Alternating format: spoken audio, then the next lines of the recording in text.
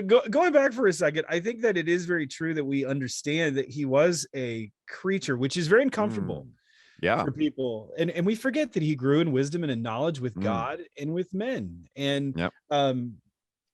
I think that it's very important to do that, because we do have a tendency to overemphasize the deity of Christ at the exclusion of the humanity of Christ. But you mentioned something else because you have some really interesting pictures, in part where I'm looking at it and I'm like, okay, you're clearly a theologian, and I'm reading it, and then you bring up afterbirth, which caught me, and then you bring up belly buttons. Yes. Well, let's talk about belly buttons here for a minute. I love it. So tell about why the theological or the importance of your first, belly button. The importance of your belly button. Yeah.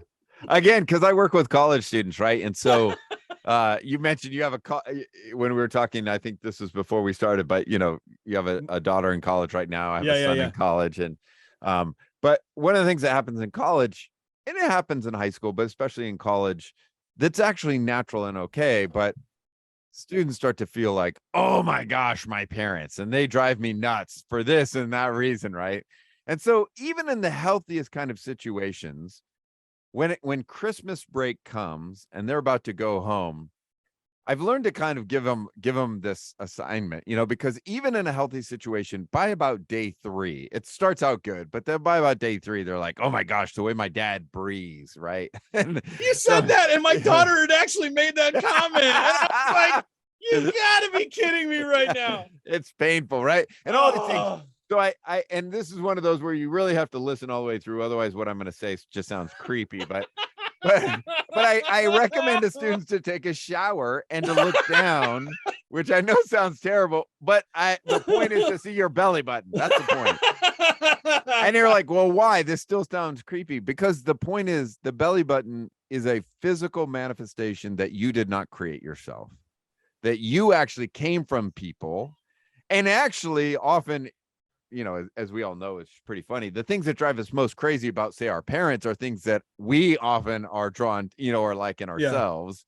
But I think the belly button is of theological importance, because we live in this mythical world right now where we're told, if you want to know who you are, if you just look inside and be whoever you want. And we deny this kind of reality.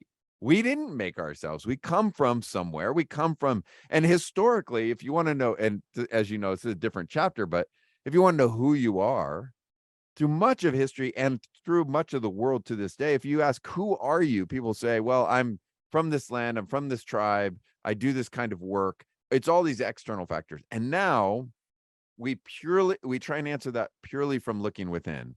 I think there is something helpful about looking in, but we've so skewed things, it's distorted what it means to be human. So anyways, the belly button and its physical reminder of our connection to our humanity and to parents and beyond is helpful.